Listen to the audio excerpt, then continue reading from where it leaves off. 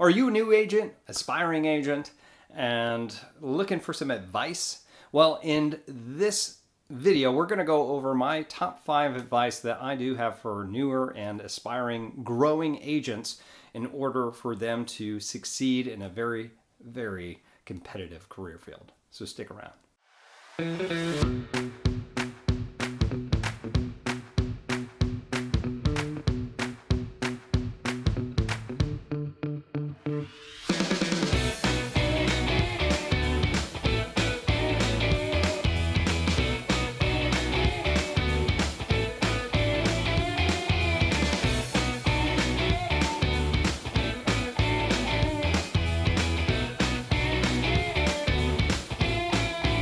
What's up, everybody? This is Tim Whittemore with the Whittemore Group here with Lpt Realty, coming at you with some more great information. Whether you are an aspiring agent, a seasoned agent, or anybody just trying to get to that next level, we've got the best information coming at you. So I've been through it all, right? I've been that single agent, been a team agent, buyer's agent, ops manager, now a team lead, and I've done this in several different states. I've made a ton of mistakes, okay? And I've trained a lot of people, and I want to give you my interpretation so that you don't make the same mistakes I did. Use me, learn vicariously through me so that you have a more explosive career path than you would elsewise. They always say that you're the sum of the 5 voices that you surround yourself with. Let me be one of those voices to help you get to your next stage of your career.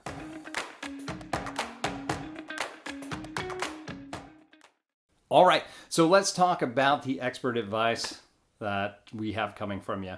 Now, I really kind of sat down and thought about this and was like, what is relevant for agents right now coming out of a big boom where we got a little bit of a slowdown, and now we see that buying power isn't as good as it was.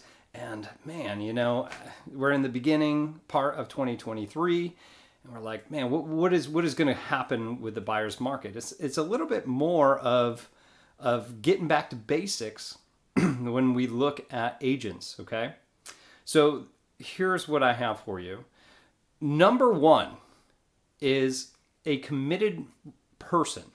A committed person is going to outlast a talented person over the long run 100% of the time. I want you to think about that.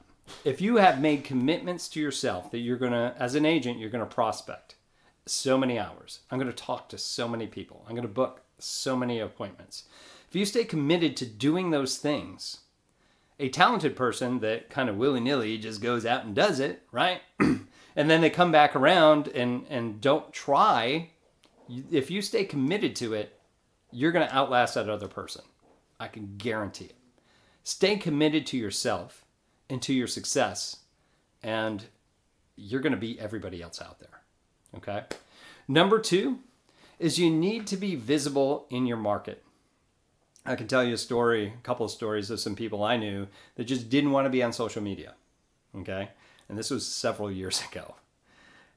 Nowadays, we can't do that as a real estate agent. Not that somebody's going to last. Okay. In today's age, you have to be visible. As an employer, somebody that runs a team, anytime I get an application that comes in, I look them up on social media. If I don't see them, I'm a little worried, okay? I also look them up, and if they do things and not posting correctly or seeing who their friends are and what they post, that's going to be a judge of character before I even meet them, right? However, if I'm looking up a professional the same way that I would look up a real estate agent, I'm also going to be looking them up too. It has gotten to a point to where it's more personal now, where they need to know who you are as a person, not necessarily as a professional. When you go into a market like we have in our area where there are 5,000 agents, right? And there's 18,000 deals a year, okay? Like, who are we going with, right? Which agent is going to be different than the other? So you want to be who you are. You need to be visible. You need to let them know that you are an expert and that you're a real estate agent. You can't be a secret agent. Okay.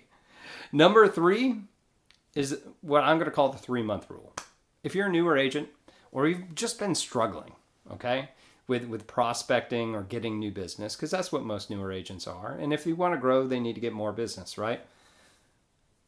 I'm going to tell you about the 3-month rule. So every time a new agent comes on our team, we typically pick 3 ways of prospecting that they're going to do. And I tell them, okay, which ones do you want to do? How do you want to do it? And of course, we give it guidance. But if you come up with it and you're the agent, it's yours. You have buy-in, correct? The answer is yes, okay? And when we put this together, I say every single time, it's like, you have to do this consistently. Key is consistency, right? You committed to yourself, right? From earlier. Consistent. And you have to be consistent for this for 3 months. Everything in sales is delayed gratification. Whatever you do right now is going to pay off 3 months from now. Let me give you an example. If you did an open house today and somebody came in and you talked them in, hey, this is the correct house for you, da-da-da-da, and they go, no, I'm looking for this, this, and this. Great. Well, why don't we get together and chat? Let's see what's out there, and we'll chat about the market, whatever, and we'll see what's out there, and then schedule time to go see exactly what you're looking for. Is that good for you? And they're like, yeah, let's do that. Okay, so I got that open house lead. Now I meet them up the next day to do a buyer's consult, and then we go through the MLS together and we find some homes. And then in the next following week, depending upon our schedules, we find something. Woo! We go into negotiations, and then we get under contract. And then from contract, it's another 30 to 45 days. Now, if you're tracking me on this time, how long did that take before I got that paycheck? It was about 3 months, wasn't it? 2-3 months. No matter what, whatever you're doing now, as far as prospecting is concerned, it's going to take 3 months before it pays off. This is a delayed gratification career field.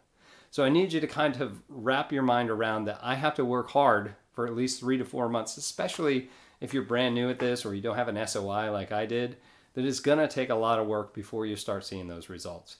If you decide I'm going to do open houses, or I'm going to go after FSBOs, or I'm going to call X amount of FSBOs a week, and you've done this for 3 months straight and you still have gotten nothing, then okay, it didn't work for you. But you have to continue to do it for at least 3 months, or we can't rule it out that it doesn't work. Okay? All right. Number 4, know who your avatar is. And I'm not talking about video games or something like that. What I mean by this is know who you're marketing to. If you go, Tim, I'm going to market to everybody. Well, that's really not going to work. Okay? Reason being is if you look at it, we'll just take tasks, which you have to do in a day, right? And so we'll say we have 10 tasks.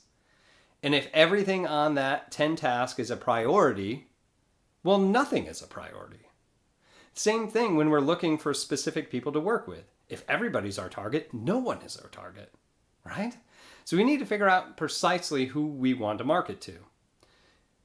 Is it sellers? Is it buyers? Are they investors? Are they vacation renters? What is it that we're looking for? And then I'd get even more specific.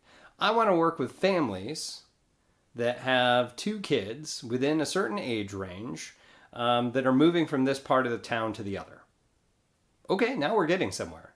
Now we can really target in on what the message is going to be to those people. You need to be hyper specific to who your personality is and what you stand for and who you want to work with. Because the people that you want to work with will hear your message and it will resonate with them. The people you don't want to work with may hear the message, not understand it, and not want to work with you. Is that an issue? No, you didn't want to work with them anyway, right? And you're like, yeah, Tim, well, I'd work with anybody if they got in front of me. Okay, sure.